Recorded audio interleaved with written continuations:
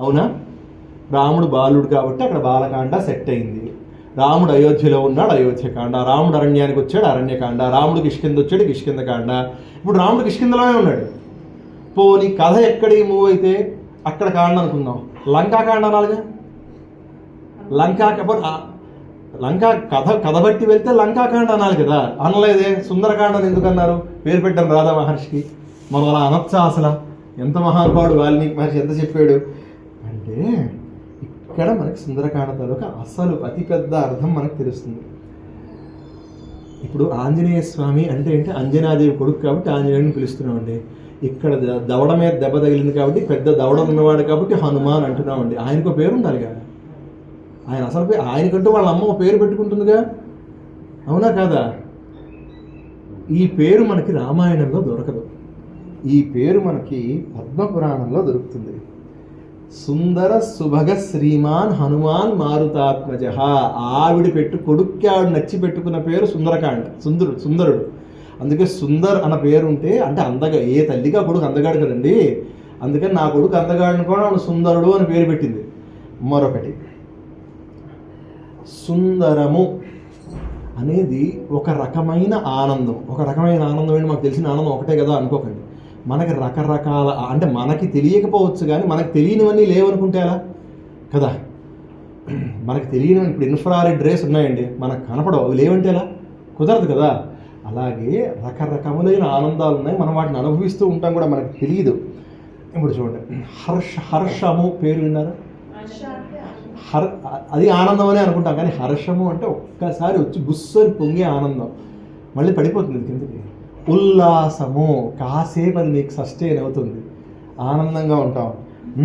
ఆమోదము, మనం చెప్పింది అందరూ ఒప్పుకున్నారనుకోండి, కాదు, మనం చెప్పింది అందరూ ఒప్పుకుంటే మనకు ఆనందం వస్తుంది, దాన్ని ఆమోదము. నచ్చిన పదార్థం తిన్నాం, నచ్చిన పాట విన్నాం, ఒకలాంటి ఆనందం వస్తుంది. ప్రమోదము, అర్థమైందా? మరొక ఆనందం ఉంది, దాని పేరు సుందరము. ఈ ఆనందం ఏమిటంటే, మీరు ఏదో వస్తువు, అంటే మీకు పోవాలని కాదు బాబు నా ఉద్దేశం, కర్మకాలి ఏదో వస్తువు ఎవరిదో పోయింది అనుకుందాం, మళ్ళీ ఇదే అన్నాడు అనుకుంటారు. ఆ వస్తువు మళ్ళీ మీకు ఒక 5-6 గంటలు వెతికేక మీ పర్సులోనే దొరికింది. అదో ఆనందం కదా. దానికి సుందరం అని పేరు. నష్టద్రవ్యస్య లాభోహి సుందరం ప్రకీర్తే. ఆనందాలని వర్ణిస్తూ, అంటే ఇప్పుడు నీళ్ళంతా ఒకటే అని చెప్పడానికి విజ్ఞానం అక్కర్లేదు, అంతే కదా. కానీ ఒక నీటిలో క్లోరిన్ ఎక్కువ ఉంది, ఒక నీటిలో ఫ్లోరిన్ ఎక్కువ ఉంది, ఒక నీటిలో ఆల్కలీ మెటల్స్ ఎక్కువ ఉన్నాయని చెప్పాలంటే సైన్స్ కావాలి, అవునా కదా. ఆ సైన్స్ సనాతన ధర్మం. అందుకే మనకి ఆనందాల్లో కూడా ఇన్ని రకాలు ఉన్నాయని మనకే తెలుసు, ఇంకెవడికి తెలియదు. మనం కూడా మర్చిపోతున్నాం, అంటే మనం కూడా అందరితో సమానం అవుదాం అని చెప్పి అన్నీ మర్చిపోతున్నాం, అది వేరే విషయం. కానీ అంటే సమానం అంటే కింద కూడా పైకి రావాలి, మనం పై నుంచి కిందకు వస్తున్నాం అన్నీ మర్చిపోతూ, అందరూ ఈక్వల్ అవ్వాలని చెప్పి. కానీ ఇంత సైన్స్ ఉంది మనలో కూడా. ఇప్పుడు సరే, ఇంకొకటి కాదుగా, సుందరుడు. సుందర సుభగ శ్రీమాన్ హనుమాన్ మారుతాత్మజ అన్నది శ్లోకం 9 అండి. అవన్నీ ఆంజనేయుడి పేర్లే. మరొకటి చెప్తాను వినండి, అది కూడా కాదయా. సుందరులైన మనుషుల గురించి చెప్పే కదా సుందరకాండం అనుకోవచ్చుగా. ఎందుకంటే సుందరే సుందరో రామ. ఇక్కడ దాకా రాముడు కనబడతాడు కానీ రామ కథ ఎవరు చెప్పినట్టు కనబడదు. రామ కథ చెప్పడం స్టార్ట్ అయ్యేది సుందరకాండలోనే. రాముడు అందగాడు, పుంసామోహన రూపాయ పుణ్యశ్లోకాయ. ఋషులు ప్రేమించారు రాముడిని, మగవాళ్ళు ప్రేమించారు. మనం ఆడవాళ్ళగా పుట్టుంటే బాగుండేది, దీన్ని పొందుండేవాడమని, అవునా కదా. కాబట్టి పుంసాం, అందుకని రాముడు సుందరుడు. ఇంకా సీతమ్మ సౌందర్యం గురించి చెప్పాలా? ఎన్ని 1000 నాలుకలున్నా చెప్పలేము. సుందరే సుందరో రామ, సుందరే సుందరి కథ. ఇక్కడ కథ కూడా బాగుంటుంది, ఎందుకంటే రాముడు అరణ్యవాసంకి వెళ్ళిన దగ్గర నుంచి నేను జోకులు వేస్తున్నానేమో తప్ప అప్పుడు మీరు నవ్వుకుంటున్నారే తప్ప కథలో మనం ఆనందించడానికి ఏమీ ఆస్కారం దొరకదు. బాధగానే ఉంటుంది. అయ్యో రాముడు బయటకు వచ్చేసాడు, అయ్యో రాముడు మళ్ళీ వెనక్కి రాలేదే అన్న బాధే ఉంటుంది. ఇప్పటిదాకా అందరినీ ఏడిపిస్తున్నవాడు మొదటిసారి ఏడిస్తే మనందరూ ఒక ఆ ఏడుపులోంచి ఒక శాడిస్టిక్ ప్లెజర్ వస్తుంది కదా, అది ఒక రకమైన ఆనందమే కదా. ఎందుకంటే ఇప్పటిదాకా అందరినీ ఏడిపిస్తున్నవాడు ఎవడు? రావణాసురుడు. వాడి ఇంట్లో మొదటిసారి శవం లేచింది, ఏదో అక్షయ్ కుమార్ చచ్చిపోతాడు కదా, అదో ఆనందం వస్తుంది కదా. అలా చూసుకున్న గంభీరంగా వెళుతున్న కథలో ఆనందం వస్తుంది. కాబట్టి ఆ కథ సుందరం. ఇంకోటి, అశోకవనం గురించి వర్ణన ఉంటుందండి సుందరకాండలో. మీకు ఇప్పుడు ఎదురు చెప్తాను నేను. అసలు ఆ అశోకవనం చెప్తూ ఉంటే ఆ సర్గను పారాయణ చేస్తే ఇంట్లో ఎవరికైనా తోట ఉంటే ఆ తోటలో బాగా పుష్పిస్తాయి, ఫలాలు ఇస్తాయని చెప్తారు యాక్చువల్గా. కాబట్టి సుందరి సుందరం వనం. ఇంకా కవిత్వం వచ్చిన వాడు ఎవడైనా ఉంటే అసలు సుందరకాండలో శ్లోకాలు ఉంటాయి. సుందరే సుందరం కావ్యం, సుందరే సుందరం కపి. ఇక్కడ మనకి క్లూ ఇచ్చారు. కోత్ అందంగా ఎలా ఉంటుందిరా అంటే అప్పుడు మనం అర్థం చేసుకోవాలి సుందరుడు అన్నది ఆయన పేరు అని. సుందరే సుందరం మంత్రం. సుందరకాండం మొత్తం 2800 శ్లోకాల చిల్లర ఉంటాయి. సుందరకాండం మొత్తం మంత్రాలే. మీరు ఒక్కొక్క శ్లోకం పట్టుకుంటే ఒక్కొక్కటి జరుగుతుంది. కాబట్టి అంత గొప్పది సుందరకాండ. ఈ సుందరకాండ ఇప్పుడు చూడబోతున్నాం. మరొకటి, చాలామంది టోస్ట్ మాస్టర్ మళ్ళీ ఉన్నారు కాబట్టి a thing of beauty is Joy for ఎవరైనా మనం బోల్డ్ సార్లు వినుంటాం టోస్ట్ మాస్టర్ మీటింగ్లో. ఇంగ్లీష్లో పెద్ద కొటేషన్, కానీ మనం దాన్ని నమ్మం. ఎందుకంటే ఒక బ్యూటిఫుల్ రెప్టైల్ ఉందనుకోండి, దానివల్ల మీకు ఏమైనా సుఖం ఉందా? దాని దగ్గరికి వెళ్ళగలమా? దాన్ని ముట్టుకోగలమా? మనం దాన్ని చూసినా బాధే, అది మనం చూసినా బాధే, అవునా కాదు? కాబట్టి అందంగా ఉన్నదల్లా మనకి జాయ్ ఇస్తుందని మనం అనుకోవడానికి లేదు. మన భారతభూమి ఏమిటి చెప్తుందంటే, ఎవడు మనకి భద్రతనిస్తాడో అది చూడండి, మనకి భద్రతనిచ్చేదే బ్యూటిఫుల్ థింగ్ అని చెప్తుంది. మనకి భద్రతనిచ్చేదే సుందరమైనది. ఎందుకంటే ఈ భూమి మీద 100 మంది అమ్మాయిలకు 100 వంకలు పెట్టే అబ్బాయి దొరుకుతాడేమో కానీ మా అమ్మ అందగత్త కాదు అని చెప్పిన మొదటి మగాడిని చూపించండి నాకు. మా అమ్మకు అందం లేదు అని చెప్పమనండి ఒక్కడైనా. ఒక్కడు చెప్పడు. ఎందుకు చెప్పలేడు? ఆ అందం ఎక్కడ కనబడుతుందంటే వాడికి భద్రత అమ్మ దగ్గరికి వెళ్తే దొరుకుతుంది. వాడు ఎంత పెద్దవాడైపోయాడు, వాడు 40 ఏళ్ళు వచ్చి ఆవిడ 70 ఏళ్ళు వచ్చినా, లేకపోతే వీడికి 60 ఏళ్ళు వచ్చి ఆవిడ 90 ఏళ్ళు ఆవిడ ఉంటే ఆవిడ కాళ్ళు పడుతూ ఉంటే వీడికి ఆనందం వస్తుంది. ఆవిడతో వీడి జీవితంలో డే అంతటిని షేర్ చేసుకుంటుంటే ఏం పర్లేదురా అని ఆవిడంటే వీడికి భద్రత వస్తుంది. భద్రతనిచ్చేదే సౌందర్యము. అందువల్ల మనందరికీ భద్రతను ఎవడిస్తాడు? పరమాత్మ ఇస్తాడు, రాముడు ఇస్తాడు. కాబట్టి రాముడు సుందరుడు. ఆ సుందరుడి కథ ఎన్నోసార్లు చెప్పబడుతోంది కాబట్టి ఇది సుందరకాండ. అర్థమైందా? ఇదండి. అలా చూడకండి స్వామి మీరు.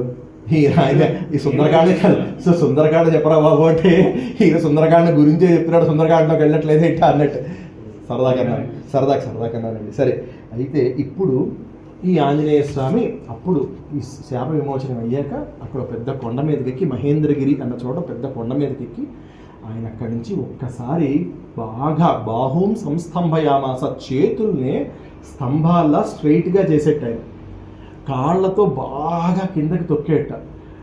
చూడండి, మనకి బాగా ఎప్పుడైనా మీరు లాన్లోని చెప్పులు లేకుండా నడిస్తే ఇంకాసేపు నడవాలనిపిస్తుంది.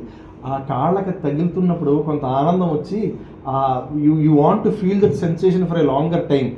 అలా ఆ గడ్డి మీద అటు ఇటు నడుస్తున్నట్టు ఆయన నడిచి అప్పుడు ఆ చూస్తున్న వాళ్ళందరినీ చూసా మాట చెప్పాడు. ఏమని చెప్పాడంటే, యథా రాఘవ నిర్ముక్త శిరస్వసర విక్రమ గచ్చేతద్గమిష్యామి లంకాం రావణపాలితాం యది ద్రక్ష్యామి నితాం సీతాయాం జనకాత్మజాం అనేనేవ హి వేగేన గమిష్యామి సురాలయం బద్ధ్వా రాక్షసరాజానాం ఆనయిష్యామి రావణం. ఆయన ఏం చెప్పాడంటే, యథా రాఘవ నిర్ముక్త, రాముడు బాణం వేస్తే ఎలా ఉంటుందో అలా వెళ్తా. అంటే ఇప్పుడు బాణం వేసాక మధ్యలో ఆగడాలు, ప్రతి బస్ స్టాండ్లో ఒకసారి బస్సు తీసుకెళ్ళడాలు, మళ్ళీ రైట్ అనుకొని బయటికి రావడాలు ఉండవుగా. వేసాక తిన్నగా వెళ్ళడమే. అలా వెళ్తా. ఎక్కడికి వెళ్తాను? లంకకి వెళ్తాను. మొత్తం వెతుకుతా. సీతమ్మ ఉందో లేదో చూస్తా. ఒకవేళ సీతమ్మ కనపడిందా ఆ వార్త పట్టుకో వెనక్కి వస్తా, లేదా పాతాళం వరకు వెతుకుతా. అక్కడ రావణాసురుని ఒకవేళ అక్కడ కూడా దొరకలేదా ఆ 10 తలల కీటకమైన రావణాసురుని పట్టుకొస్తా, తీసుకొచ్చి రాముడి కాళ్ళ దగ్గర పారేస్తా, వాడే చెప్పుకుంటాడు ఎక్కడికి తీసుకెళ్ళాడు. అంటే ఇప్పటిదాకా అసలు ఇంతకు ముందు అక్కడ ఉన్న పరిస్థితి ఏమిటి? సుందరకాండ ప్రారంభం అవ్వకముందు అక్కడ ఉన్న పరిస్థితి ఏమిటి? ఎవడు వెళ్ళాలన్నా నేను 10 యోజనాలు వెళ్తా, 20 యోజనాలు వెళ్తా అంటున్న వాళ్ళే ఉన్నారు. ఇక్కడ ఈయన ఏం చెప్తున్నాడు? నేను వెళ్తా, పని చేస్తా, తిరిగి వస్తా అని ఈయన బయలుదేరాడు. అని ఒక్కసారి గాలిలోకి ఎగిరాడు. వెళ్తూ ఉంటే సముద్రుడు చూశాడు. చూసి ఆ సముద్రంలో మైనాక పర్వతం ఉంది. ఆ మైనాకుడి వైపు చూసి, కృతేచ ప్రతికర్తవ్యం ఏష ధర్మ సనాతన. సనాతన ధర్మంలో చెప్పబడింది ఏమిటి అంటే, కృతజ్ఞత నిలుపుకోవాలి నాయన. ఒకప్పుడు పర్వతాలకి రెక్కలు ఉండేవి, ఆ పర్వతాలు చక్కగా రామకథ జరుగుతుందని చెప్పి ఇక్కడికి పర్వతం వచ్చి వాలింది అనుకోండి, చాలు బాబు రామకథ అంటారు. రెండో రోజుకి మనమే ఉండవు. అలా ఎగురుతున్న పర్వతాల రెక్కలన్నిటి ఇంద్రుడు కట్ చేశాడు. అందులో మైనాకం అనే పర్వతం తాలూకా రెక్కలు కట్ చేయకుండా ఉండాలని వాయుదేవుడు తెచ్చి దాన్ని సముద్రంలో పెట్టాడు. ఈ వెళ్ళిన మైనాకుడు ఆ సముద్రంలో ఉన్న ఒక బిలంలో, రాక్షసులందరూ పైకి వస్తున్న బిలంలో దానికి అడ్డుపడ్డాడు, సరైన అక్కడ వదిలేశాడు ఆయన. కాబట్టి ఆ మైనాకుణ్ణి ఈ మన సముద్రుడు, నాయన నన్ను కూడా ఇక్ష్వాకు వంశస్థులే సగరుడి వల్ల నేను వచ్చాను కాబట్టి నన్ను సాగరం అంటారు. ఆ వంశంలో ఉన్నవాడికి పని చేయడం కోసం మరొకడు వెళ్తున్నాడు కాబట్టి వాళ్ళకి మనం ఉపకారం చేయాలి కాబట్టి పైకి లేచి అర్ఘ్యపాద్య అలి అన్నాడు. పైకి లేచాడు. ఈయన ఎగురుకుంటూ వస్తున్నాడు. ఎదురుకుండా బంగారు శిఖరాలు గాలిలోకి లేచాయి. నా డిపార్ట్మెంట్ కాదన్నాడు, చేతితో తోపు తోశాడు. ఆ శిఖరాలు రాలిపోయి వెంటనే దాని మీద మనుష్య రూపంలో మైనాకుడు లేచి నించుని, అయ్యా నువ్వు ఇలా నీ వల్ల మేము అందరం ఉపకారం పొందినావు, మీ నాన్న వల్ల నేను ఉపకారం పొందాను, నువ్వు ఏ వంశస్థుడికి ఉపకారం చేద్దామని వెళ్తున్నావో దానివల్ల కింద ఉన్న సముద్రుడు ఉపకారం పొందాడు. కాబట్టి మేము మళ్ళీ మీకు ప్రత్యుపకారం చేయాలి కదా, కాసేపు పళ్ళు పువ్వులు తిని వెళ్ళు నాయన, అందుకోసం నేను లేచానంటే, నాయన అలా ఆగడానికి కుదరదు, నేను బయలుదేరాను కదా, నేను వెళ్ళాలి, పని మీద వెళ్తున్నాను, తర్వాత చూద్దాంలే అని చెప్పి వెళ్ళిపోయాడు ఆయన.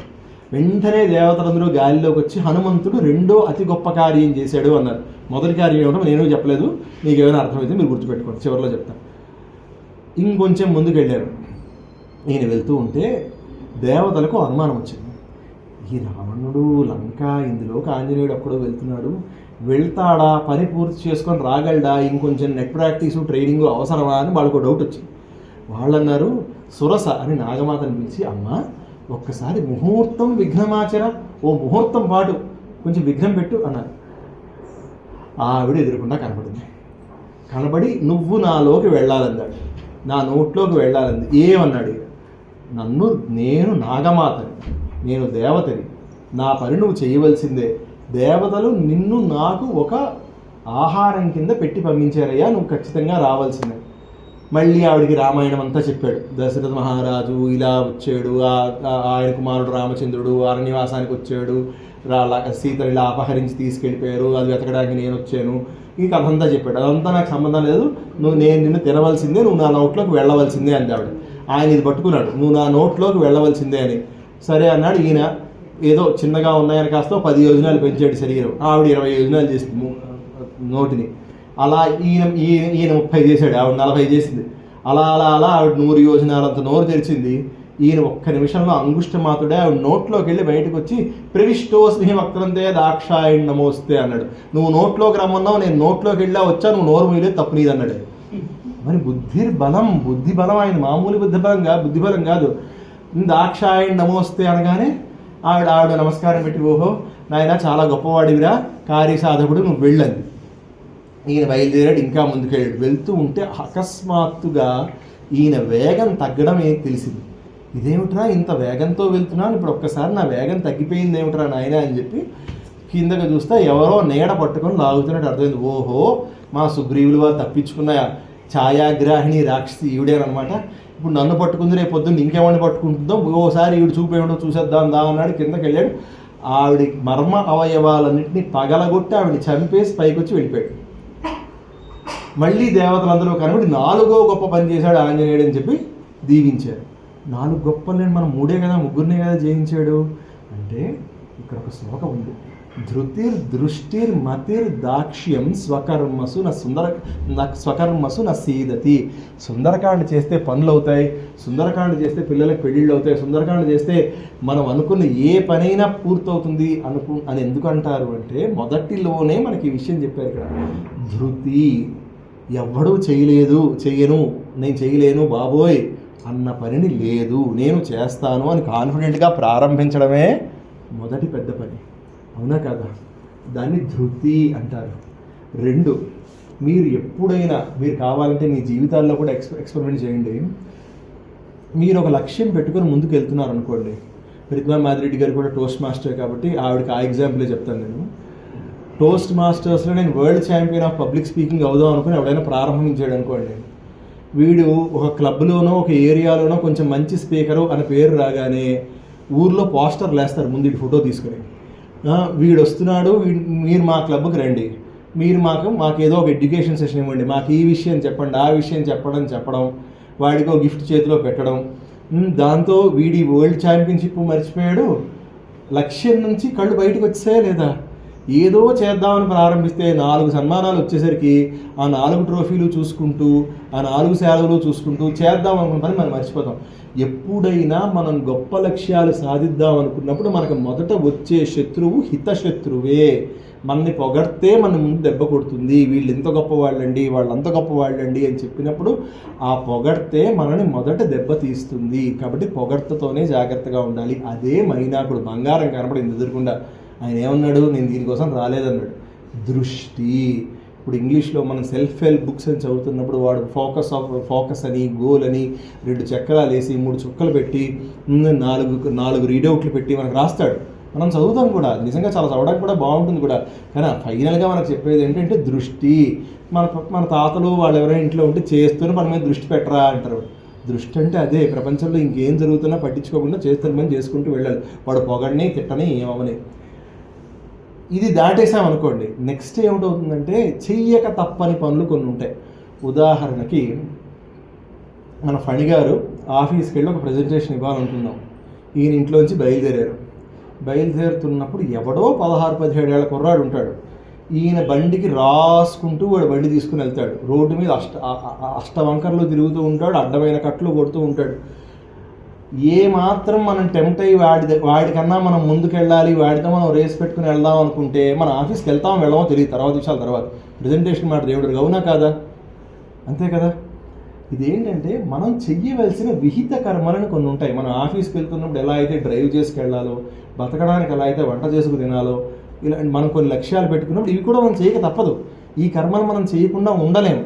అక్కడ ఆంజనేయ స్వామి ఏం చేశారు, ఆ కర్మ ఎంత పెద్దదైతే అంత పెద్దగా ఈయన కూడా అవ్వలేదు. చిన్నగా అయి పని అయ్యింది అనిపించుకొని బయటపడ్డారు. మనం మైకేల్ షూమేకర్ అవ్వక్కర్లేదు రోడ్డు మీద. మన ఆఫీస్కి మనం వెళ్ళొస్తే చాలు. అంతే కదా. ఆఫీస్లో చేయవలసిన పని ఇంపార్టెంట్, ఎగ్జామ్ హాల్కి వెళ్ళి రాయవలసిన పరీక్ష ఇంపార్టెంట్, ఎగ్జామ్ హాల్కి వెళ్ళే విధానం కాదు. అంతే కదా. కాబట్టి దీన్ని మతి అంటారు. మతి శుతి ఉందా లేదా అని చిన్నప్పుడు తిట్టడం ఎవరికైనా గుర్తుంటే, నాకైతే బాగా గుర్తుంది. మనం మామూలుగా బాగా గట్టిగా తిట్టేవారు. కాబట్టి మతి అంటే ఏంటంటే ఇది ఎంతవరకు చేయాలి. ఒక పని ఉంది, ఆ పని ఎంతవరకు చేయాలి. నేను నా కోసం వండుకొని తినాలి అంటే కొంతవరకు వంట నేర్చుకుంటే చాలు. ఇప్పుడు నేను 40 పాకాలు నేను ఎంసెట్లో ర్యాంక్ తెచ్చుకుందాం అనుకున్న కుర్రవాడు కర్మగాలి వాడు వండుకోవాల్సి వస్తే వాడు నలుడో భీముడో అవడానికి రాలేదు అక్కడికి. వాడు అంతవరకు వంట నేర్చుకోవడం కోసమే వచ్చాడు. అంతవరకే నేర్చుకోవాలి. అంతకన్నా మనం పెద్ద అవ్వకూడదు. అలాంటి పనులకి మనం చిన్న చేసుకొని పని అయింది అనిపించుకొని బయటికి వెళ్ళాలి. అది మతి. ఇంతవరకు బాగానే ఉంది. చివరిది దాక్ష్యం. దాక్ష్యం అంటే ఏంటంటే మనం ఏ లక్ష్యం పెట్టుకున్న జీవితంలో మనని ఒకటి వెనక్కి లాగుతూ ఉంటుంది. అది మన వీక్నెస్. అవునా కదా. అందుకే చూడండి ఇక్కడ మనకి ఎంత సాంకేతికమైన భాషతో చెప్పారంటే మన వీక్నెస్ మనకి దొరకదు. అది మనల్ని పట్టుకుంటుంది కానీ మనం దాన్ని పట్టుకోలేము. మీ నీడని మీరు పట్టుకోగలరా? ఎవడైనా ప్రపంచంలో పట్టుకోగలరా? నీడ పట్టుకొని లాగుతుందంటే మీలో ఉన్న చెడు స్వభావాన్ని, డార్క్ సైడ్ ఆఫ్ అస్, ఇది లేని మనిషి ఉండడు. దాన్ని పట్టుకొని లాగుతోంది. అది వీక్నెస్. ఈ మొదటి వాళ్ళకి మాట్లాడి తప్పించుకున్నాడు. అవునా, రాలేనయ్యా అని చెప్పి తప్పించుకున్నాడు. రెండో చోట తనని తాను చిన్న చేసుకుని తప్పించుకున్నాడు. మూడో దాన్ని మాత్రం భేదించాడు. అంటే అర్థం ఏంటి? వీక్నెస్ని ఓవర్కమ్ అవ్వనిది, మన వీక్నెస్ని మనకున్న బద్దలో కొట్టుకోనిది మనం జీవితంలో సాధించేది 0. అది చివరి పరీక్ష. ఏ మనిషికైనా ఆ పరీక్ష ఖచ్చితంగా పాస్ అవ్వాల్సిందే. నిజంగా గ్రేట్నెస్ కావాలనుకుంటే, అది మన గ్రేట్నెస్ కూడా కాదు, లక్ష్యం కావాలనుకుంటే, గ్రేట్నెస్ కూడా బహుశా ఆ మొదటి దాని కిందే వస్తుందేమో. మన లక్ష్యం మనకు నెరవేరాలనుకుంటే దాన్ని కూడా మనం ఖచ్చితంగా ఓవర్కమ్ చేసి తీరవలసిందే. ధృతిర్ దృష్టిర్ మతిర్ దాక్ష్యం న కర్మ స్వకర్మసు న సీదతి. అలా ఈ 4 ఉన్నవాడు మొదలుపెట్టిన పని పాడవదు.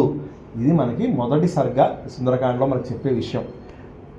ఇప్పుడు 2 తర్వాత మనం లోపలికి వెళ్ళారు. ఈయన అసలు పాలితాం రాక్షసేంద్రేణ నిర్మితాం విశ్వకర్మణ ప్లవమానామివాకాశే దదర్శ హనుమాన్పురి. ఇక్కడ చాలా గొప్ప విషయాన్ని చెప్పారు వాల్మీకి మహర్షి. పాలిస్తున్నవాడు రాక్షసేంద్రుడే, కరెక్టే. నిర్మించిన వాడు ఎవడదు అసలు? విశ్వకర్మ వీళ్ళ అన్నయ్య కోసం, కుబేరుడు కోసం కట్టిన ఊరు నేను లాక్కొని పరిపాలిస్తున్నాడు. దాన్ని చూశాడు ఆంజనేయ స్వామి. చూశారు, ఇంకా లోపలికి వెళ్ళారు. లోపలికి వెళ్తున్నప్పుడు అక్కడికి వెళ్ళగానే ఆ ఊరిని చూడగానే ఆ ఊరు మీద ఆయన ఒక స్థితికి వచ్చారు. ఆయన ఏం చెప్తున్నారంటే, వీళ్ళిక్కడ అవకాశో న శాంతస్య రాక్షస్యేప్యభిగమ్యతే నదానస్య న వేదస్య నైవ యుద్ధస్య దృశ్యతే. ఇప్పుడు ఇక్కడికి వచ్చారు, ఆయన ఊరంతా చూశారు, చూడగానే ఆయనకు ఒక విషయం అర్థమైంది. మనం శాంతంగా వీళ్ళతో మాట్లాడదామంటే వీళ్ళు వినరు. మనుషులు చూడగానే అర్థమైంది ఆయనకి, అలా ఉన్నారు. వీడికి మనం దానం చేద్దామంటే ఊర్లో అందరి డబ్బు కొట్టుకొచ్చే బ్యాచే ఇది.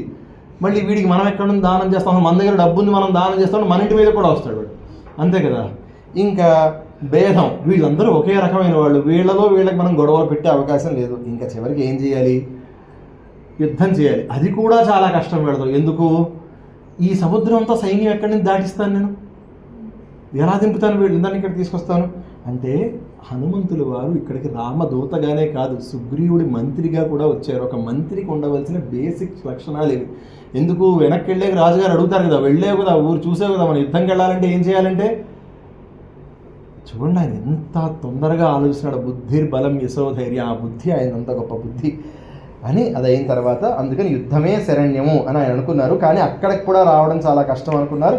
ఆ తర్వాత లంకిని కనబడింది, లంకని నేను లంకాధిదేవతనంది అని ఈయనోడు కొట్టింది. మళ్ళీ అక్కడ మా గురువు గారికి ఓణి ఆడవాళ్ళతోనే, ఇక్కడ నాకు ఓణి ఆడవాళ్ళతోనే అనుకున్నారేమో, ఎందుకులే కుడి చేతితో కొడితే చచ్చిపోతుందేమో అని చెప్పి ఆయన ఎడం చేతితో కొట్టారు. ఆ దెబ్బకే ఆవిడ మహానుభావ, ఇంక అయిపోయింది, లంక పనే అయిపోయింది, నేను పారిపోతానని చెప్పి ఆవిడ అక్కడి నుంచి ఆవిడ వెళ్ళిపోయింది. అక్కడి నుంచి ఈయన వెళ్ళారండి. వెళ్ళిన తర్వాత అసలు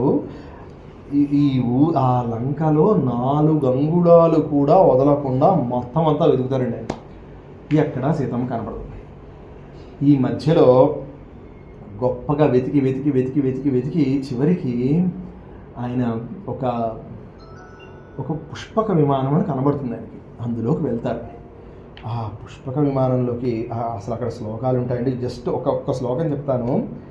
నియుజ్యమానాస్తు గజాసు హస్తా నృకేసరాశ్చోత్పలపత్రహస్తా బభూవ దేవీ చ కృతాసు హస్తా లక్ష్మీస్తదా పద్మిని పద్మహస్త అని ఇంకోటి కూడా. ఆయన సీతమ్మ కనబట్టం లేదని ఆయన అనుకుంటారు. అవ్యక్త రేఖ అంటే కనబట్టం లేదు రేఖ, ఇవ చంద్రరేఖ అని చూడండి. పాడ్యమి నాడో విధియ నాడో మనం చూస్తే అమావాస్య పోయిన తర్వాత కనబడదు చంద్రరేఖ, ఉందా లేదా అన్నట్టు. అవ్యక్త రేఖాం ఇవ చంద్రరేఖాం పాంసు ప్రబుద్ధాం ఇవ హేమరేఖాం క్షతప్రరూఢాం ఇవ బాణరేఖాం వాయుప్రభిన్నాం ఇవ మేఘరేఖాం. మేఘం కనబడుతుంటే గట్టిగా గాలిస్తే ఏమవుతుంది, చెదిరిపోతుంది. అలా నాకు కనబట్టం లేదేంటయ్యా అని బాధపడుతున్నాడు ఆయన. మొత్తానికి వెళ్ళారు. వెళ్ళేసరికి ఈ రావణాసురుడికి ఒక 3 అంచెల సెక్యూరిటీ వ్యవస్థ ఉంది. ఎందుకంటే మరి ఊర్లో అందరూ అన్నీ కొట్టుకొస్తే మనం జాగ్రత్తగానే ఉండాలి. ఎందుకంటే ఎవడొస్తాడో తెలియదు కదా ఇంటి మీదకి.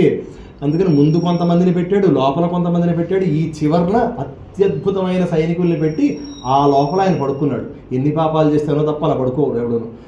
అలా ఉన్నాడు. ఈ పడుకున్న చోట ఈయన దగ్గర ఎంతమంది మహిళలు ఉన్నారంటే ఆయన చూసి అనుకుంటారు, ఇదేమిటారా బాబు అని. కొన్ని వందల వేల మంది కన్యలు ఆయన్ని వరించి, ఇతను నాకు భర్త అయితే చాలు అనుకుని వరించి వచ్చి ఉన్న వాళ్ళందరూ ఉంటారు. వాళ్ళ గురించి చెప్తూ ఇంకా చెప్పలేక మహర్షి ఏమంటారంటే, ఒక చోటకి ఈవిడి వస్త్రం ఆవిడ మీద ఉంది, ఆవిడ వస్త్రం ఈవిడి మీద ఉందన్నారంటే వాళ్ళు ఏ స్థితిలో ఉన్నారో మీరు అందరూ ఊహించుకోవచ్చు. అక్కడ చూస్తే కొంచెం ముందుకు వెళ్ళాక మీకు మినుగులు తెలుసు కదా, మినప్పప్పు కంటే ముందుండే స్థితిలో వాటన్నిటినీ ఒకే చోట కుప్పగా పోస్తే ఎలా ఉంటుందో అలా ఓ మనిషి కనబడ్డాడు. మాషరాశి ప్రతీకాశం నిస్వసంతం భుజంగవత్. ఆయన ఊపిరి పీల్చుకొని మళ్ళీ వదులుతూ ఉంటే పాము బుసకొడుతూ ఉంటే ఎలా ఉంటుందో అలా ఉన్నట్ట. గాంగే మహతి తోయాంతే ప్రసుప్తం ఇవ కుంజరం. ఏనుగులో పడుకున్నట్టు మహానుభావుడు.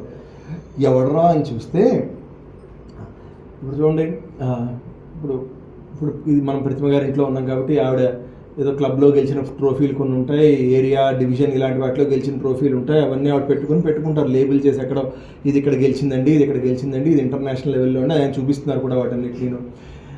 ఆవిడకి ఆ ట్రోఫీలు ఉన్నాయి కాబట్టి ఆవిడ చూపిస్తున్నారు. మరి మా రావణాసుడికి అవేం లేవు. ఐరావత విషాణాగ్రేహి. నేను దేవేంద్రుడితో యుద్ధం చేస్తూ ఉంటే ఐరావతం వచ్చి కొట్టింది అయ్యా, అదిగో ఆ మచ్చ ఒకటి ఉందన్నట్టు బాడీ మీద. ఐరావత విషాణాగ్రేహి ఆపీడన కృతవ్రణౌ. చక్రంతో వజ్రోల్లిఖిత పీనాసం, వజ్రాయుధం పెట్టి దేవేంద్రుడు కొట్టాడయ్యా, అప్పుడు మచ్చపడింది ఒంటి మీద. ఇదిగో విష్ణువుతో యుద్ధం చేస్తుంటే ఆయన సుదర్శన చక్రం పెట్టుకోడాడు, అదో మచ్చ అలా ఉన్నాయి ఆయన ఒంటి నిండా మచ్చలు, అవి ఆయన ట్రోఫీలు. అంటే ఐరావతం అంత మామూలు ఏనుగు కొడితేనే మనం బతకము. వాడు ఐరావతం కొట్టినప్పుడు బతుకున్నాడు, అది ఆయన తపశ్శక్తి. కానీ అంత తపశక్తితో ఆయన ఐరావతం గొడవ పెట్టుకున్నాడు. ఈ ఐరావతం దెబ్బ తట్టుకున్నాడు ఆనందించాలో, లేదు ఇంత తపశక్తి సంపాదించి దాంతో ఎందుకు గొడవ పెట్టుకున్నాడని బాధపడాలో మనకి. అంటే ఏమండి ఈ దెబ్బలండి నన్ను కర్నూలు ఎస్పీ గారి కొట్టినవండి, ఈ దెబ్బలండి సీతమ్మదారి ఎస్పీ గారి, అలా ఎవడు చూపించుకోడు కదా, ఆయనకి అలా ఉన్నాయి, మనం చేయలేము. అలా అనమాట. ఇదంతా చూశాడు. ఇంత అద్భుతంగా ఆ లంక అక్కడ ఉంది. ఈ ఆడవాళ్ళందరూ ఇష్టం వచ్చినట్టు పడుకొని ఉన్నారు. ఇదంతా చూశాడు. కొందరు వీణలు వాయిస్తూ వీణ మీదే పడుకున్నారు, కొందరు ఆడవాళ్ళు ఢమరకం రోగిస్తూ ఆ ఢమరకం మీదే పడుకొని ఉన్నారు. ఇలా రకరకాల స్టేట్స్లో మహిళలందరూ పడుకున్నారు. ఇదంతా ఆయన చూశాడు. ఆ పక్కన పానభూమి ఉంది, అంటే కిచెన్, అదే ఏమంటారు dining area. Kitchen dining area పక్కనే ఉన్నాయి. అందులో రకరకాల మాంసాలు ఉన్నాయి. అవన్నీ కూడా ఏంటంటే అక్కడ తిన్నారు, ఇక్కడికి వచ్చి ఆనందించారు. మీ ఎవరికైనా కొత్త రోజుల్లో జరిగే పార్టీలు గుర్తుకొస్తే నన్నేం అనుకోకండి, కానీ జరిగింది అయితే అదే. అక్కడ ఆ మహానుభావుడు అదే చేశాడు. ఇదంతా చూసాక వీళ్ళెవ్వరితోని సంబంధం లేకుండా ఒక స్త్రీ దూరంగా ఒక మంచం మీద పడుకుంది. ఆవిడ్ని చూడగానే ఈవిడే సీతమ్మ అనుకుని ఇంకా తెల్లగా ఉంది, కనకవర్ణాభం, బంగారు రంగులో ఉందట. ఈ అంతఃపురానికి ఈవిడే రాణి అన్నట్టుగా ఉందట ఆవిడ. చూసాడు. ఇంకా అక్కడికి వచ్చాక అమ్మయ్య నేను సీతమ్మని చూస్తాను అనుకున్నాడు. ఇక్కడ వాల్మీకి మహర్షి, నేను చెప్పాను కదా సుందరే సుందరం కావ్యం, ఇది ఒక ఎగ్జాంపుల్ అయినా చెప్తాను. ఆస్ఫోటయామాస చుచుంబ పుచ్చం ననంద చిక్రీడ జగౌ జగామ స్తంభాన్నరోహాన్ నిపపాత భూమౌ వ్యదర్శయన్ స్వాం ప్రకృతిం కపీనాం. పుచ్చము అంటే తోక బోర్డు పదాలు ఉన్నాయి, పుచ్చం అన్నది అందులో ఒకటి. ఆస్ఫోటయామాస చుచుంబ పుచ్చం. మీరు చుచుంబ పుచ్చం అనడానికి ప్రయత్నించండి, మీరు కూడా ముద్దు పెడుతున్నట్టు అవుతాయి మీ పెదవులు. చుచుంబ పుచ్చం అంటే కవి గొప్పతనం ఏంటంటే ఆ ఎక్స్ప్రెషన్ని యాజ్ ఇట్ ఈజ్గా అక్కడ ఏం జరిగిందో అది మీరు అనుభవించేలా చేయగలడం కవిత్వం. అర్థమైంది కదా. కాబట్టి ఆయన అందుకని ఆ శ్లోకం అంత గొప్పగా రాశారండి. తోకని ముద్దు పెట్టుకున్నాడు అనడానికి చుచుంబ పుచ్చం. అన్నిసార్లు చూచూచు అంటున్నాం, నాకు ఆ ముద్దు పెడుతున్న ఫీల్ మనకు కూడా వస్తుంది. అలా ముద్దు పెట్టేసుకున్నాడు. ఆ పక్కన స్తంభం ఉంది, దాన్ని ఎక్కాడు, కిందకి దూకాడు. ఓహో గొప్ప అంతా చేశాడు. నేను చూస్తాను సీతమ్మని, నేను చూస్తాను. ఓ 2 నిమిషాలు ఆగి మళ్ళీ మనలాగే సెల్ఫ్ డౌట్ వచ్చింది ఆయనకు కూడా. ఆయన అనుకున్నాడు, అవును అక్కడ రాముడు అలా ఉన్నాడు కదా, అంత ప్రేమిస్తున్న ఆయన అలా ఉన్నాడు కదా, రాముడిని విడిచి సీత భోజనం చేస్తుందా ఫస్ట్? ఇది ఆయనకు వచ్చిన డౌట్. అంటే అనురాగం ఆయన అంత గట్టిగా పట్టుకున్నాడు. కాబట్టి ఈవిడ సీత కాదు, అసలు భుజింపున భూషణములు దాల్చునా అని ఎంఎస్ రామారావు గారు సుందరకాండ మీద వింటే అందులో ఈ లైన్ వస్తుంది, భుజించునా భూషణములు దాల్చునా అని. అలా బాధపడి అయ్యో ఎంత తప్పు జరిగిందిరా నాయన అని. అయితే ఇంతమంది ఆడవాళ్ళలో ఆవిడొక్కళ్ళనే ఆయన సీతమ్మని ఎందుకు అనుకున్నాడు? మండోదరిని ఒక్కరినే ఆయన సీతమ్మని ఎందుకు అనుకున్నా అంటే ఆవిడ కూడా పతివ్రత కాబట్టి. ఆవిడ అంటే ఇప్పుడు ఆవిడ బ్యాడ్ లక్, రావణాసురుడు ఆవిడకి భర్త అవ్వడమే, కానీ ఆవిడ పాతివ్రత్యంలో ఇబ్బంది లేదు. మనం సీతా పూజ అంటే అందరూ వస్తారు, కానీ మండోదరి పూజ అంటే చాలా 2 సార్లు రామాయణం అంటారు, అవునా కదా? ఎందుకు? ఆవిడకున్న ఒకే ఒక దురదృష్టం ఏంటంటే ఆవిడ భర్త రావణాసురుడు అవడం, అంతకుమించి ఇంకేం కదా. కానీ ఆ పాతివ్రత్యంలో ఆవిడ తక్కువ ఏం లేవు. కాబట్టి అయింది కదా. అక్కడి నుంచి ఇంకా మళ్ళీ వెతుకుతూ ఉంటే ఇంకా చివరికి ఒక క్షణంలో ఎంత వెతికినా దొరక్కపోయేసరికి నేను చూడలేనేమోనయ్యా, నాకు మరి సీతమ్మ కనపడదేమో అని ఆత్మహత్య చేసేసుకుందాం అనుకుని కూడా మళ్ళీ అక్కడి నుంచి ఆయనే తేరుకొని ఇదో గొప్ప శ్లోకం. అనిర్వేద శ్రియమూలం. నిర్వేదము అంటే నిరాశపడ్డము అని అర్థం. శ్రియము అంటే శుభాలు కలగడానికి నిరాశ లేకుండా ఉండడమే. ఎందుకురా మజ్జుగాలో ఉన్నాం అని కొంచెం ఉత్సాహంగా పనిచేయంటారు కదా. అనిర్వేద నిరాశ లేకుండా ఉండడమే శ్రేయస్సుకి మూలము. అనిర్వేద పరం సుఖం కావాలన్నా నిరాశ లేకుండా ఉండాలి ఫస్ట్. ఆ తర్వాత అనిర్వేదోహి సతతం. నీకు ఏం కావాలన్నా సర్వార్థేషు ప్రవర్తక, నీకు అనిర్వేదం వల్లే దొరుకుతుందయా అని చెప్పి ఇంకా సరే అని చెప్పి నేను ఇంకా వెతుకుతానని చెప్పి ఇంకా నేను ఇక్కడి నుంచి వెళ్ళను వెనక్కి అని చెప్పి వినాశే బహవో దోషాన్ జీవన్ భద్రాణి పశ్యతి తస్మాత్ ప్రాణాన్ ధరిష్యామి ధ్రువో జీవిత సంగమ. నేను బతికుంటే ఏదో రోజు జరుగుతుంది, నేను చేయగలిగింది సాధిస్తాననుకుని ఒక అద్భుతమైన సెల్ఫ్ హెల్ప్ అండి. మీకు 14-15 సర్గలు, 14వ సర్గ 13-14 సర్గలు, మీకు అదొక అద్భుతమైన స్ట్రాంగ్ సెల్ఫ్ హెల్ప్ డోస్ ఉంటుంది అనమాట. అందులో ఆంజనేయ స్వామి గారు మనకి ఇచ్చేది అని ఇక్కడ మళ్ళీ ఇంతకుముందు ఆయన నమస్కారంలో సీతమ్మకి దండం పెట్టరు, రాముడు ఒక్కడికే దండం పెడతారు. అందుకని ఇప్పుడు ఏం దండం పెడతాడంటే నమోస్తు రామాయ సలక్ష్మణాయ దేవ్యై చ తస్యై జనకాత్మజాయై నమోస్తు రుద్రేంద్ర యమానిలేభ్యో నమోస్తు చంద్రార్క మరుద్గణేభ్య అని. అంటే ఆయన ఏమంటున్నారంటే నేను రాముడు ఒక్కడికి దండం పెట్టట్లేదు, లక్ష్మణ సహితుడైన రాముడికి దండం పెడుతున్నాను. దేవ్యై చ తస్యై జనకాత్మజాయై అమ్మవారికి కూడా దండం పెడుతున్నాను. నమోస్తు రుద్ర ఇంద్ర యమ అనిలేభ్యో 4 దిగ్దేవతలకు దండం పెడుతున్నారు. అంతేకాకుండా త్రిమూర్తులకు కూడా దండం పెట్టినట్టు అవుతుంది. కాబట్టి నమోస్తు చంద్ర అర్క మరుద్గణేభ్య ఇలా అందరికీ దండం పెట్టి ఇప్పుడు నేను వెళ్తున్నానని చెప్పి. ఎప్పుడైనానండి మీకు త్యాగరాజస్వామి వారికి, అంటే టైం అయిపోతుంది ఇంకా చెప్దామన్నా కానీ, త్యాగరాజస్వామి వారి కీర్తనల్లో కూడా ఆయన కూడా ఎన్నిసార్లు చెప్తారో పక్కన లక్ష్మణుడి సహితుడైన రామానికి నమస్కారం. అంటే ఆ లక్ష్మణుడు పక్కన ఉండడం రాముడికి ఆనందం, లక్ష్మణుడు లేకుండా రాముడు ఉండడు. అందుకనే రమోస్తు రామాయ సలక్ష్మణాయ అని అందుకని అది పట్టుకున్నాడు. పట్టుకున్న తర్వాత ఇంకోటి దేవ్యై చ తస్యై. ఈ తస్యై ఎక్కడైనా విన్నారా? దసరాల్లో వింటారు బాగా. నమస్తస్యై నమస్తస్యై నమస్తస్యై నమో నమః. అంటే సీతమ్మ, దుర్గాదేవి ఇంతమంది వేరువేరుగా కాదు, ఉన్నది ఒకటే తత్వం. ఆ తస్యైనే పట్టుకొచ్చి ఇక్కడ నమస్తస్యై నమస్తస్యైలో తస్యై ఇక్కడ కనబడింది. అంటే ఏం చెప్తున్నారు?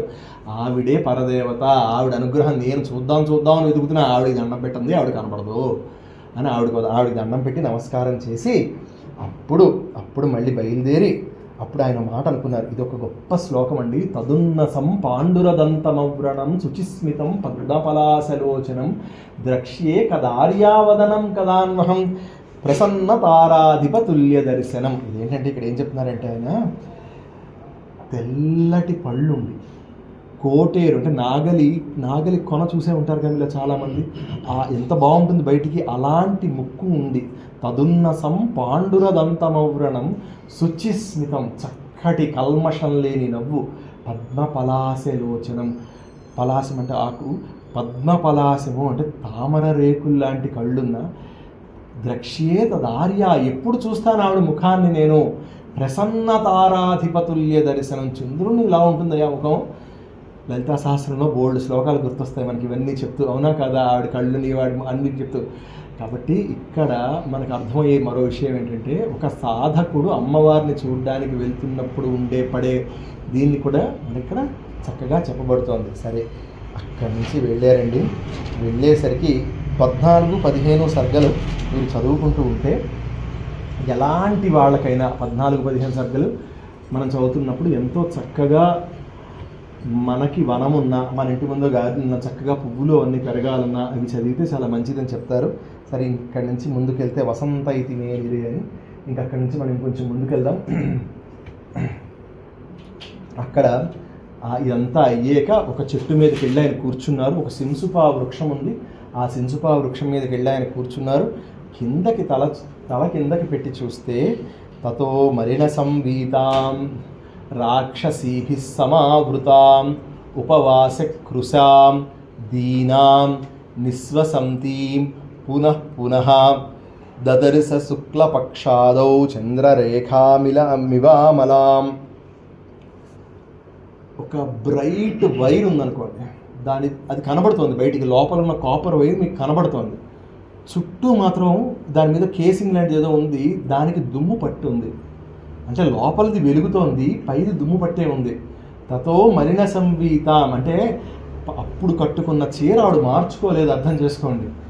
లంకలో తతో మరిణ సంవీతాం రాక్షసీభిః సమావృతాం, చుట్టుపక్కలంతా రాక్షసులు ఉన్నారు. ఉపవాస కృశాం, ఉపవాసంతో ఆవిడ సన్నబడిపోయి ఉన్నది. కృశాం కృషించిపోయి ఉన్నది. నిస్వసంతి మాటికి నిట్టూర్పులు విడుస్తోంది. దదర్శ శుక్లపక్షాథౌ, శుక్లపక్షంలో ఉన్న చంద్రరేఖలా కనబడకుండా ఉంది. ఇది అమ్మవారు ఆంజనేయ స్వామి వారికి కనబడింది. ఇప్పుడు ఇంకొద్దిసేపట్లో మరో మహానుభావుడు వస్తాడు, ఆయనకి ఎలా కనబడతారో ఇప్పుడు చూద్దురు గారు. అంటే ఆయనకి ప్రేమ ఉన్నవాడికి అలా కనబడుతుందండి. అంతే కదా, ఆయన అమ్మ అనుకొని వచ్చి చూస్తున్నాడు కాబట్టి ఈవిడ భోజనం చేయలేదు, ఉపవాసంతో ఉంది, బాధపడుతూ ఉంది. మన మనస్థితిని బట్టే మన పరిస్థితి ఉంటుంది, మనకు అవతల మనకు కనపడేదంతా మన మనస్సు బట్టే కనబడుతుంది అని చెప్తోంది ఇక్కడ మనకి సుందరకాండ. అని ఇంకోటి మాట అంటారు ఆయన, ధూమ శిఖలాగా ఈవిడ ఎదుగుతోంది పైకి అంటే మంట రాబోతోంది, ఇంకా ఈవిడ నేడిపిస్తే ఈవిడ పెట్టే మంట ముందు వీళ్ళెవరూ బతకరు, ఆ లిమిట్ దాకా రావణాసురుడు వచ్చేసాడు అని. సరే అని చెప్పి అక్కడ ఇది నా పర్సనల్ ఫేవరెట్ శ్లోకాల్లో ఇదొక శ్లోకం. హనుమంతుడికి ఇలా కనబడ్డారు ఆవిడ. సరే ఆవిడ ఎలా ఉన్నారన్న చెప్తానండి. నైషా పశ్యతి రాక్షస్యో, ఆవిడ రాక్షసుల వైపు చూడటం లేట. నేమాన్ పుష్పఫల ద్రుమాన్, ఎదురుకుండా పుష్పాలు ఉన్నాయి, ఫలాలు ఉన్నాయి. ఎందుకంటే రావణాసురుడు ఆవిడ పట్టుకొచ్చి అశోకవనం చాలా చక్కటి ఉద్యానవనం, అది ఆవిడకి హ్యాపీనెస్ కలగాలి అలాంటి చోట తీసుకొచ్చి పెట్టాడు ఆవిడ. నైషా పశ్యతి రాక్షస, ఆవిడ రాక్షసులను చూడటం లేదు. నేమాన్ పుష్పఫల ద్రుమాన్ ఏకస్థా హృదయానూనం, హృదయం మొత్తాన్ని ఒక చోట పెట్టి రామమేవాను పశ్యతి, రాముణ్ణి మాత్రమే చూస్తోంది. మనం జపం చేసిన, పూజ చేసిన, దేవాలయానికి వెళ్ళినా ఆ గోడ మీద ఇది చూసావా, ఈ గోడ మీద ఇది చూసావా, ఇవన్నీ కాకుండా ఇవన్నీ మాని ఆ ఎదురుకుండా ఉన్న పరమాత్మ మీద కాసేపు చూసి మళ్ళీ మనం కళ్ళు మూసి కూర్చుంటే జీవితంలో మరిచిపోనంతగా ఆ పరమాత్మ మన హృదయాల్లో ముద్ర వేసుకుంటే మనం దేవాలయ దర్శనం చేసినట్టు. దేవాలయ దర్శనమే కాదు, మనం కూర కట్ చేస్తున్నా సరే మనకు చుట్టుపక్కల కనబడకూడదు. అదే కదా ఇమ్మర్సింగ్ యువర్ వర్క్ అంటారు కదా. ఆవిడ రాముని ధ్యానం చేస్తోంది, ఆవిడకి ఎదురుకుండా చెట్లు కనబడటం లేదు, భోజనం చేయాలన్న కోరిక రావటం లేదు, ఏమీ లేదు. తతో మలిన సంవీతాం రాక్షసి నైషా పశ్యతి రాక్షస్యో, రాక్షసులను చూడటం లేదు. నేమాన్ పుష్పఫల ద్రుమాన్, పుష్పాలని ఫలాల్ని వేటిని చూడటం లేదు. ఏకస్థా హృదయాను, హృదయం అంతా ఒకే చోట ఫోకస్ చేస్తోంది. ఎవరిని చూస్తోంది? రామమేవానుపస్థితి, రాముని ఒక్కడనే చూస్తోంది.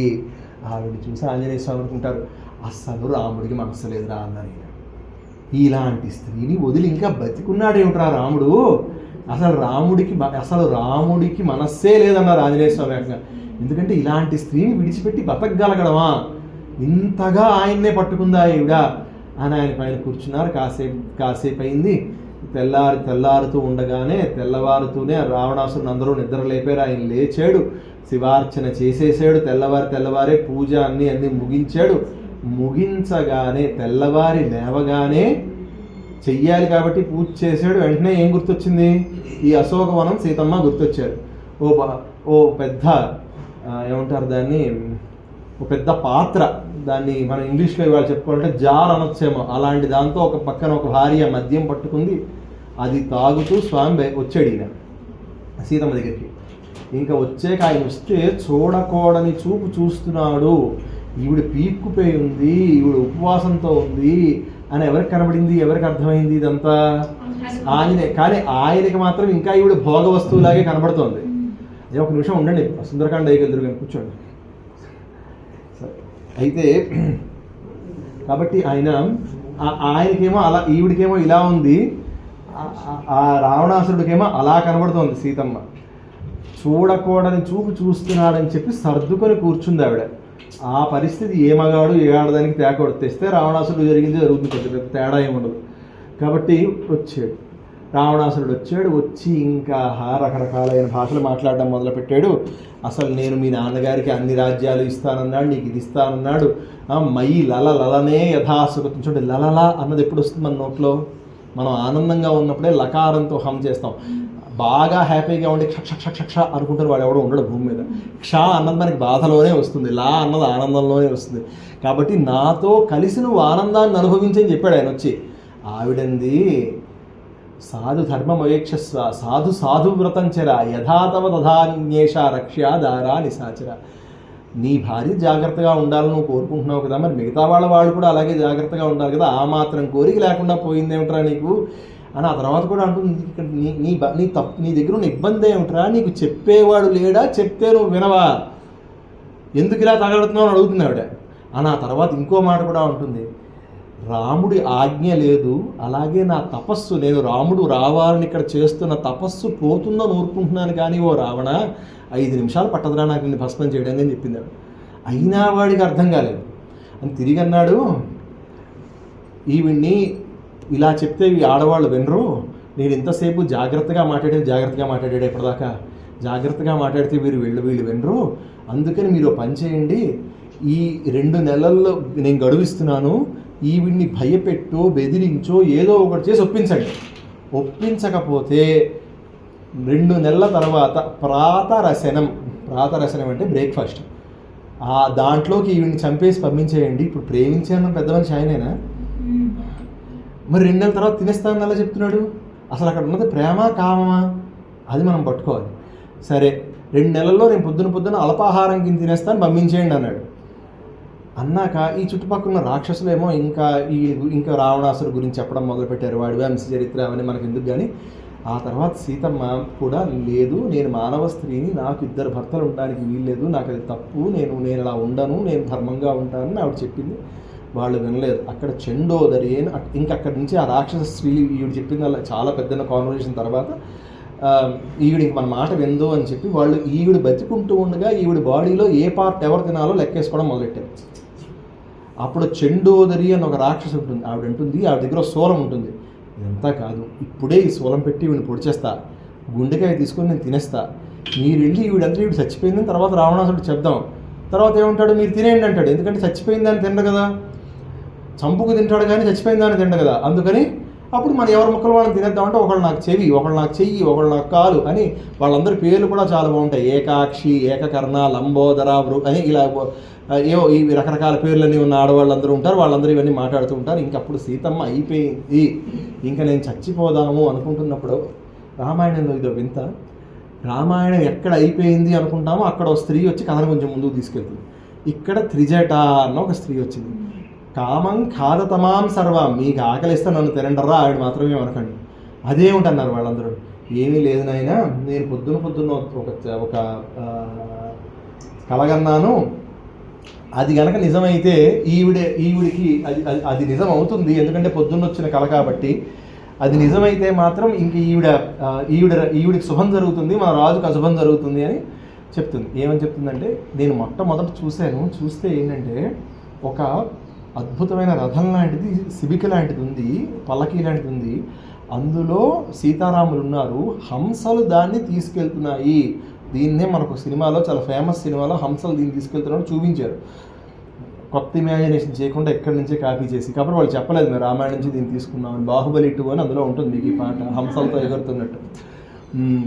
కాబట్టి ఆ హంసలతో వెళ్తున్నట్టు కనబడ్డారు ముందు రాముడు సీత కలిసి. తర్వాత కాసేపటికి సూర్యుడు చంద్రుడు కనబడ్డారు. ఆ రెండుటిని సీతమ్మ తుడుస్తోంది. ఆ తర్వాత 4 దంతాలు ఉన్న ఒక పెద్ద ఏనుగు వచ్చింది, దాని మీద సీతమ్మ రాముడు కలిసి వెళ్ళారు. ఆ తర్వాత ఒక రథం ఉంది, ఆ రథాన్ని ఎద్దులు తీసుకెళ్తూనే అందులో సీతారాములు కలిసి వెళ్ళారు అని చెప్తుంది ఆవిడ. చెప్పి అలాగే రావణాసురుడు ఒంటి నిండా తైలం పూసుకున్నాడు, వాడు పడ్డాడు, వాడిని పందుల్లాకెళ్ళి, ఇవన్నీ వాళ్ళ గురించి కూడా చెప్తుంది. రావణుడు, కుంభకర్ణుడు అందరూ పడ్డారు, ఇలా కనబడితే వాళ్ళందరూ చచ్చిపోతారని. ఈ ముగ్గురి గురించి ఈ కథలో ఈ 3 తాలూకు ప్రాధాన్యత ఏంటంటే, బ్రాహ్మణులు సంధ్యాోపాసన చెయ్యాలి, బ్రాహ్మణ పురుషులందరూ సంధ్యోపాసన చేయాలి, సంధ్యావందనం చేయాలి. ప్రాతఃసంధ్యలో అమ్మవారిని గాయత్రి రూపంలో మనం దండం పెడతాం. తర్పణం కూడా గాయత్రి పేరుతోనే చెప్తాం. చెప్పినప్పుడు గాయత్రీదేవి హంసవాహన, అది మనందరికీ తెలుసు కదా. కాబట్టి ఆవిడే ప్రాతఃసంధ్య, సీతారాములే గాయత్రి మాతగా ప్రాతఃసంధ్య. మాధ్యాహ్నికం మనం ఏమని దండం పెడతారు, రౌద్రీ శక్తి కింద దండం పెడతారు. కాబట్టి వృషభం మీద వెళ్ళే అమ్మవారు ఎవరు, వాళ్ళ హస్బెండ్ వెహికల్ కాబట్టి పార్వతీదేవే. కాబట్టి రౌద్రీ శక్తిని మధ్యాహ్నం చేస్తాం. ఇక్కడ కళలో ముందుది వెనకది ముందుకి చేశారు కాబట్టి పట్టుకోవడం కష్టం. సాయంత్రం వైష్ణవి శక్తిని ఆరాధిస్తారు. వైష్ణవి అంటే విష్ణు పత్నిగా, వాడి వాహనం ఏంటి, అందుకే సీతాదేవి 4 దంతాలున్న ఏనుగు మీద సీతారాములు వెళ్ళినట్టు కనబడ్డం. అంటే ఈ సంధ్యాస్వరూపం కూడా ఇదంత చోట చెప్పబడుతున్న అమ్మవారు సీతమ్మే అని మళ్ళీ మనకి రుజువు చేస్తారు. దీని గురించి ఎక్కువ మీరు తెలుసుకుందాం అనుకుంటే షోడశి అనే పుస్తకం ఉంటుంది, దాన్ని గుంటూరు శేషేంద్ర శర్మ గారు రాశారు. వారి పుస్తకంలో దీని గురించి ఎక్కువ డీటెయిల్స్ దొరుకుతాయి. సరే, ఈ త్రిజటా స్వప్నం అయిపోయిన తర్వాత అప్పుడు సీతమ్మకి అసలు ఆవిడ ఎడమ కన్ను అదురుతుంది. ఆ కన్ను అదరడం ఎంత అందంగా చెప్తారంటే, ఊహించుకుంటే పెద్ద సరస్సు ఉంది, ఆ సరస్సులో ఒక తామర తూడు కిందకుంది, తామర తూళ్ళు కిందకే ఉంటాయి కదా, ఒక చేప వెళ్ళి కిందనున్న తామర తూడిని కరగడానికి ప్రయత్నించింది. చిన్న రిపుల్ ఎఫెక్ట్లా పైకి వచ్చి చిన్నగా పైన ఆకు ఊగింది, ఒక క్షణం ఊగింది అంతే. అది ఎంత అందంగా ఉంటుందో సీతమ్మ ఎడమ కన్ను అదిరితే అంత అందంగా ఉందని చెప్తారు. అది పైనుంచి చూస్తారు హనుమ. కానీ ఇప్పుడు సీతమ్మ పరిస్థితి ఏంటి? ఎదురువిడ కళ చెప్పింది, కళను నమ్మి బతికేలేరు కదా. ఆవిడ అనుకుంది ఇంకా రాముడు రాడు, అయిపోయింది, ఈ రావణాసుడు ఎలాగా 2 నెలల్లో చంపేస్తాడు, వీళ్ళు కాబట్టి ఎదురుకుండా ఉన్న వాళ్ళైనా చంపేస్తారు, అందుకని ఇంక మనమే మన ప్రాణం తీసుకుంటే మేలు అని సీతమ్మ ఆ జడనే ఆ చెట్టు కొమ్మకు వేసింది. ఈ పైనంతా ఎవరు చూస్తున్నారు? ఇదంతా పైన ఆంజనేయ స్వామి చూస్తున్నాడు. వాక్పటుత్వం అని ఇందాక అన్నాను కదా. ఇప్పుడు ఆవిడని ఆపాలి. కొమ్మ ఇచ్చేస్తే బాగోదు, అంతే కదా. కొమ్మ ఎరవడం ఓ దారి, కింద నుంచి వెళ్ళి ఆవిడని పట్టుకొని ఎత్తడం మరో దారి, మాట్లాడుతూ ఆవిడని శోకంలోంచి బయటికి తీసుకురావడం మూడో దారి. ఆవిడ పాతివృత్యానికి భంగం కలగకుండా చేయగలిగే పని ఇదే, అవునా కదా. అందుకని ఆయన మాట్లాడాలి. ఏం మాట్లాడాలి? Subject decide. ఇక్కడ ఎదురుకున్న మనిషి చచ్చిపోతుంది, సబ్జెక్ట్ డిసైడ్ అవ్వాలి. ఏం చెప్దాం? రామకథ చెప్దాం. ఎందుకు? తన భర్త గురించి చెప్తున్నారు, భర్త కోసమే వాడు చచ్చిపోతుంది, భర్త కథ చెప్తున్నారు కాబట్టి వింటుంది, అవునా. సో టాపిక్ సెలెక్షన్ చేసేసారు ఆయన, చాలా బాగుంది. 2, నెక్స్ట్ ఏంటి? మాట్లాడాలని ఫిక్స్ అయ్యాక ఏ భాషలో మాట్లాడాలి? ఇదో బాధ కదా. అప్పుడు వాల్మీకి రామాయణంలో స్పష్టంగా ఉండదు. అప్పటిదాకా నేను సంస్కృతంలో మాట్లాడినంటారు, ఎందుకంటే ఇప్పటిదాకా వాయించి వెళ్ళాడు రావణాసుడు సంస్కృతంలో. నేను మళ్ళీ సంస్కృతంలోనే మొదలెడితే ఆయనే వచ్చాడు అనుకుంటే అనవసరంగా నా వల్ల ఇబ్బంది కదా. అందుకని లాంగ్వేజ్ సెలెక్షన్ అప్పుడు ఆయన. ఇది రామాయణంలో దొరకదు, కానీ మన విశ్వనాథ్ సత్యనారాయణ గారు తెలుగులో రామాయణ కల్పవృక్షం అనే పుస్తకం రాశారు. ఆయన ఎంత పరిశోధన చేశారో, ఏ పుస్తకంలో ఆయన దొరికిందో తెలియదు, కానీ ఆయన ఏం చేశారంటే ఆయన చెప్తారు ఏ భాషలో మాట్లాడేంటంట. మైథిలియన్ ఓ భాష ఉంది, మీ అందరికీ తెలిసే ఉంటుంది. మిథిలా నగరంలో, నేపాల్లో మైథిలియన్, బీహార్లో కూడా కొన్ని ప్రాంతాల్లో మైథిలి భాష మాట్లాడతారు. ఆ మైథిలి భాష అయోధ్య దగ్గర ఎలా మాట్లాడతారో అలా మాట్లాడడం మొదలుపెట్టాడు. అంటే అత్తవారింటి దగ్గర పుట్టింటి యాస మాట్లాడే వాళ్ళు కొందరు ఉంటారు కదా, అలా అంటే ఉదాహరణ ఇంకా బాగా చెప్పాలంటే, ఏ కర్ణాటకలోనో మనం కర్ణాటకలో ఉన్న తెలుగు వాళ్ళు అలా తెలుగు మాట్లాడతారు కదా, తమిళనాడులో ఉన్న తెలుగు వాళ్ళు తెలుగు అలా మాట్లాడతారుగా. తమిళనాడులో మాట్లాడే తెలుగు ఎలా, లేకపోతే ఆంధ్రాలో మాట్లాడే తమిళం అనుకోండి, ఎలా ఉంటుంది? ఈ భాష కలిసిపోయి ఉంటుంది అందులో. కాబట్టి ఈ భాషలో మాట్లాడితే ఎందుకు పుట్టింటి వాళ్ళు అంటే మళ్ళీ నమ్మకపోవచ్చు, అత్తవారింటి దగ్గర వాళ్ళంటే ఏమో రాముడి సందేశం ఏమో. చూడండి ఎంత ఆలోచించాడో ఆయన మహానుభావుడు అని. ఇప్పుడు మాట్లాడుతున్నప్పుడు ఫ్రీక్వెన్సీ ఎలా మాట్లాడాలి? నోరేసి పడిపోతే, ఆవిడ భయపడిపోతే, పారిపోతే. అందుకని ఆయన ఇక్కడ మీకు అందులో ఆ పద్యాలు చెప్తాను. తనర సంస్కృతమున వినిపించునన్ను పృథ్వీ తనయ సంశయింపవచ్చు, భాష సంస్కృతంబు బ్రాహ్మణ భాష, ఈ రాక్షసేశ్వరుండు బ్రాహ్మణుండు అన్నారు ఆయన. ఆ తర్వాత మైథిలి ప్రాకృతం చెప్పి ఇప్పుడు చూడండి, ఏ పిచ్లో మాట్లాడాలో, వోకల్ వెరైటీ అంటాం కదా, ఏ పిచ్లో మాట్లాడాలో ఆయన చెప్తూ అని అంజనాసూనుండు రసవిహీన ప్రకృతులకు నిద్రమాద్యంబును సంఘటించునదియును, రసారామ విహరణ శీరులకు నధిక జాగ్రత్తవస్థా సంధాయకంబును అగు కంఠస్వరమున. అంటే ఒక విషయం చెప్తున్నాం అనుకోండి, కొందరు అందులో ఎసెన్స్ని తొందరగా పట్టుకుంటారు, అవునా కాదా. మీరు ఎవరికైనా ఒక విషయం చెప్తున్నప్పుడు కొందరికి ఎసెన్స్ ఫాస్ట్గా అర్థమవుతుంది, ఇంకొందరికి ఎన్నిసార్లు చెప్పినా ఆ పాయింట్ తప్ప మిగతావన్నీ అర్థమవుతూ ఉంటాయి, అవునా. వీళ్ళకి నిద్ర కూడా బాగా ఫాస్ట్గా వస్తూ ఉంటుంది, అవునా కదా. ఈ ఎసెన్స్ పట్టుకోలేని వాడికి నిద్ర ఫాస్ట్గా వస్తుంది. అందుకని ఎసెన్స్ పట్టుకోలేని వాడికి నిద్ర వచ్చేటట్టు, ఎసెన్స్ పట్టుకునేవాడికి చెవులు రిక్కించుకుని వినేటట్టు ఒక కంఠధ్వని మార్చుకొని అలా చెప్పడం మొదలుపెట్టేట. ఇంతకన్నా వాక్పటుత్వం ఉందా? ఇంతకన్నా బుద్ధిబలం ఉందా? మరి ఆయన ఇస్తాడంటే ఎందుకు ఇవ్వడండి? ఆయన అక్కడ కూర్చున్నాడు, ఇస్తాడు, మనం అడగడమే తరువాయి అది. సో అలా మొదలుపెట్టాడు. ఈ మొదలుపెట్టి ఇంకా మొత్తం చెప్పడం మొదలుపెట్టాడు. రామాయణం అంతా దశరథ మహారాజు దగ్గర నుంచి మొదలుపెట్టాడు, రాముడి కథ అంతా చెప్పాడు. నేను ఇక్కడికి వచ్చే నీ పని మీద అని. అప్పుడు అమ్మా నువ్వు దేవతా స్త్రీవా, నేను ఇంతమందిని వెతికాను, ఇన్ని చోట్ల వెతికాను, నాకు ఎక్కడా కనపడలేదు, రావణాసుడి అంతఃపురంలో కూడా నాకు ఎక్కడా కనపడలేదు, కానీ ఈ చెట్టు కింద నేను ఒక స్త్రీని చూశాను. అమ్మా ఓ స్త్రీ, నీవు దేవకన్యవా, అప్సరసవా, దివ్యకాంతవా, ఋషిపత్నివా అంటే అది ఆర్డర్, లేక మా రాముని ధర్మపత్నివా అన్నాడు. అంతవరకు తల కింద పెట్టుకున్న ఆవిడ ఒక్కసారి తల పైకెత్తి చూసింది. అంతవరకు చచ్చిపోదాము అనుకుంటున్న వాడు బుర్ర పైకెత్తి ఊరేసుకోడు.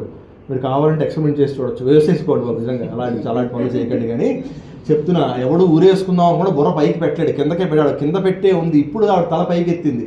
తత శాఖాంతరే లీనం, ఆ శాఖల మధ్యలోంచి వాడు కనబడ్డట. వేష్టితార్జున వస్త్రంతం విద్యుత్ సంఘాత పింగళం.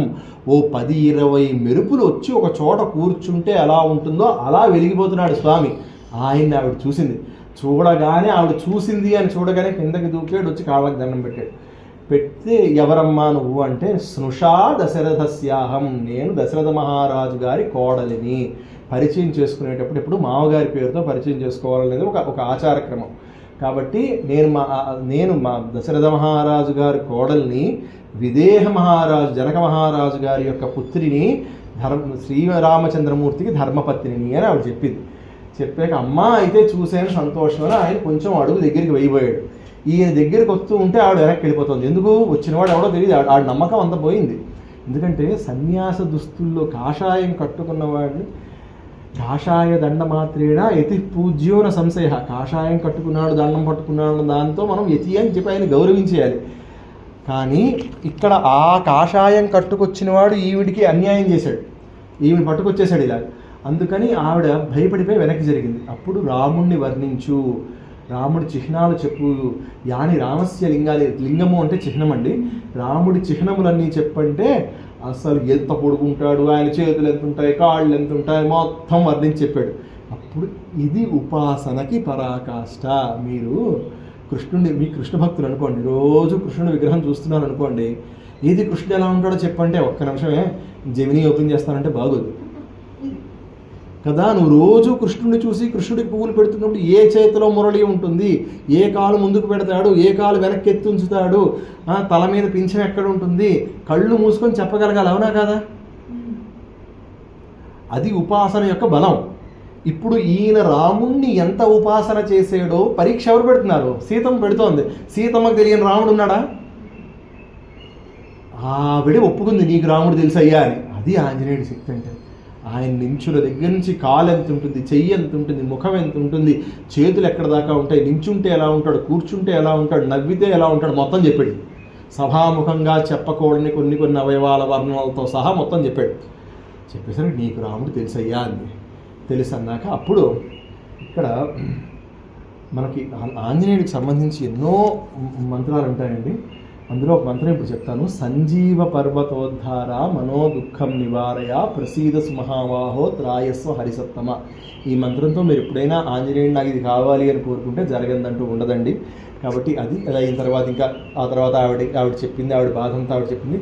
త్వం క్షిప్రం ద్రక్ష్యసి రాఘవం, నేను వచ్చాను కదమ్మా, నువ్వు రాముడిని తొందరగానే చూస్తావు, అసలు అదంతా ఎందుకమ్మా, దాని ఆ వీపు మీదకి నేను తీసుకెళ్తా అన్నాడు.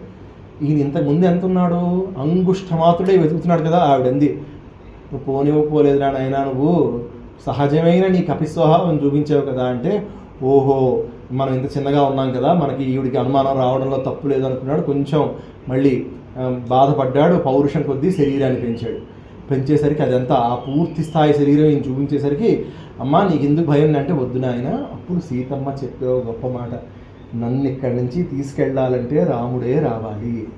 ఎందుకు అంటే, నాకు తెలియక ఒక పరపురుషుని ముట్టుకుని ఉండొచ్చుగాక, తెలిసి నేను ఆ పని చెయ్యను అని. అమ్మ నువ్వు కాబట్టి ఇలా చెప్పగలిగావు, మరొకళ్ళు అయితే ఇలా చెప్పలేరు అన్నాడు. దండం పెట్టి నేను వెళ్తాను, నువ్వు ఏదైనా నాకు చెప్పండి. ఆవిడ కాక అని ఈ తర్వాత అంగుళీయం ఇచ్చాక ఆవిడ దగ్గర తీసుకుంది. అప్పుడు నువ్వేవైనా గుర్తివ్వమ్మా అంటే ఆవిడ చూడమని ఇచ్చింది. ఆ చూడమని తీసుకున్నాడు. ఇప్పటిదాకా ఆయన ఇచ్చిన వస్తువు ఉంది కాబట్టి ఆయన సైలెంట్గానే ఉన్నాడు. ఇప్పుడు పవర్ హౌస్ నుంచి ఓ వస్తువు వచ్చింది ఈయనకి. ఇంతకు ముందే చెప్పాను కదా, శివ రుద్రస్య భేషజీ, శివ విశ్వస్య భేషజీ. పైకి తీసుకెళ్ళిన ఆవిడే, కిందకి తీసుకొచ్చిన ఆవిడే. ఆ శక్తి ఇప్పుడు ఈయన దగ్గరకు వచ్చింది. తినకుంటాడా, మామూలుగా ఇంక ఉంటాడు. ఇప్పుడు ఏం చేశాడు, ఇంత చూసి ఇప్పుడు నేను వెళ్ళాక ఈ సుగ్రీవుడు పిలిచి అసలు ఎంతమంది సైన్యం ఉన్నారంటావు అని అడిగాడు అనుకో, నేనేం చెప్పాలి? సరే ఓసారి వీళ్ళతో మాట్లాడదామని మళ్ళీ నేను మాట్లాడతానంటే రావణాసుడు ఏమైనా తలుపులు తీసి రమ్మంటాడా, రమ్మండు. కాబట్టి అతను నన్ను పిలిచేలా చేయాలి. అతను నన్ను పిలిచేలా చేయాలంటే త్రీన్ ఉపాయాన్ ఉపక్రమ్య, 3 పక్కన పెట్టి 4వ దానికే వెళ్దాం అంటే దండం దశగుణం భవేత్, అక్కడికే రా అన్నాడు. మొదలుపెట్టాడు. మొదట ఏం చేశాడు, అక్కడ ఎదురుకుండా పెద్ద తోరణం ఉంది, దాని మీదకి ఎక్కాడు, దాన్ని విరగొట్టాడు. చైత్య ప్రాసాదం దగ్గరికి వెళ్ళాడు, దాని మీద కూర్చున్నాడు. కూర్చుని తానెవరో చెప్పాడు, వీళ్ళకి అర్థమైతే నన్ను తీసుకెళ్తారు. చెట్లు విరగొడితే తప్పు, పెద్ద తప్పు కాదు కదా. రెండు చెట్లు విరగొట్టి అక్కడ కూర్చుని ఆయన ఎవరో ఆయన చెప్పాడు. ఆయన ఏమని చెప్పాడంటే, జయత్యతిబలో రామో ఎప్పుడైనా ప్రయాణాలకు వెళ్ళేటప్పుడు ఈ శ్లోకం పఠించండి, చాలా మంచిది. జయమంత్రం అంటారు దీన్ని. జయత్యతిబలో రామో లక్ష్మణస్య మహాబల రాజా జయతి సుగ్రీవో రాఘవేణాభిపాలిత దాసోహం కోసలేంద్రస్య రామస్యాక్లిష్టకర్మణ హనుమాన్ శత్రుసైన్యానాం నిహంతా మారుతాత్మజ నరావణ సహస్రం మే యుద్ధే ప్రతిబలం భవేత్ శిలాభిస్తు ప్రహరతః పాదపైశ్చ సహస్రశః అర్ధయిత్వా పురీం లంకాం అభివాద్య చ మైథిలీం సమృద్ధార్థో గమిష్యాం మిషతాం సర్వరాక్షసాం. సింపుల్గా ఆయన చెప్పింది ఏంటంటే, రాముడికి జయమగ్గాక, జయత్యతిబలో రామో లక్ష్మణస్య మహాబల రాజా జయతి సుగ్రీవో, సుగ్రీవుడైన రాజుకు జయమగ్గాక, రాజా జయతి సుగ్రీవో రాఘవేణాభిపాలిత. ఆయన ఎవరో చెప్పుకున్నాడు. దాసోహం కోసలేంద్రస్య, రాముడి దాసుని నేను శత్రు సైన్యాలను రూపుమాపగలను, నేను ఇక్కడికి వచ్చాను, నేను సీతమ్మని చూసి వెనక్కి వెళ్తున్నాను, నేను అనుకున్న పని సాధించాను ఆయన చెప్తున్నాడు. ఏమాత్రం బుర్రన రాక్షసైనా వెళ్ళి ఏం చెప్పాలి? ఇలా వచ్చేటండి, ఎవడో రామదాసుట్ట వచ్చేట, మీరు పట్టుకొచ్చిన సీతమ్మ తాలూకు భర్త వాళ్ళ ద్వారా వచ్చేట మీరు మాట్లాడో ఏదో తేల్చండి అని చెప్పాలా? వీళ్ళు వెళ్ళి ఏం చెప్పారో మనకు తెలియదు. కానీ రావణాసుడు ముందు అన్నాడు, వాడిని బంధించండి, 70,000 మందిని పంపించాడు. 2-3 వెళ్ళారు వెనక్కి, మిగతా అందరినీ ఆయన పేస్ట్ చేశాడు ఒక్కొక్క దెబ్బ కొట్టి. మళ్ళీ దాని మీదకి ఎక్కాడు, మళ్ళీ అదే కూర్చొని అదే శ్లోకం చెప్తున్నాడు. ఈ పరిగెట్టి వెనక్కి వెళ్ళి 2-3, అయ్యా మీరు ఎవరైనా పెద్దవాళ్ళని పంపిస్తే మంచిది, 70,000 మందిలో ఇది మేమే మిగిలామన్నారు. జంబుమాలి అని ఉన్నాడు, ప్రహస్తుడి కొడుకు, అతన్ని పంపించాడు. అంటే పెద్దవాళ్ళు ఎందుకు, చిన్నవాళ్ళతోనే పని అయిపోతుందని. ఆయన శరీరం కూడా చాలా భద్రంగా వెనక్కి వెళ్ళింది. జంబుమాలి చచ్చిపోయాడని తెలిసి 7 మంత్రి కుమారులు 7 ఉంటే ఆ 7 పంపించాడు. ఆ 7 కూడా వెనక్కి వెళ్ళారు. ఆ తర్వాత పంచసేనానాయకుల్ని పంపించాడు. వాళ్ళు ఏదో నానా కష్టాలు పడ్డారు, ఆంజనేయ స్వామి ముందు నిలబడలేకపోయారు, వాళ్ళు పోయారు, అందరూ మరణించారు. ఎవ్వడూ బతికి వెనక్కి రావట్లేదని తెలిసాక తన కుమారుడైన అక్షకుమారుడు వైపు చూశాడు. నాన్నగారు నేను వెళ్తానన్నాడు. అక్షకుమారుడు వచ్చాడు, అద్భుతమైన యుద్ధం చేశాడు. అక్షకుమారుడితో కాసేపు, చిన్నపిల్లడు కదా ఏం చంపుతాంలే అని చెప్పి ఈయన కాసేపు ముందుకి వెనక్కి ఏదో ప్లేయింగ్ విత్ క్లిడ్ గ్లోవ్స్ అంటారు కదా, అలా ఆడుతున్నాడు. కాసేపటికి అర్థమైంది, ఇది అగ్నికణము, దీని మీద జాలి పెట్టుకున్నామా ఇల్లు మొత్తం కాల్చేస్తుంది అని అర్థమై ఒక్కసారి అక్షకుమారుని పట్టుకో గాలిలోకి ఎగిరాడు.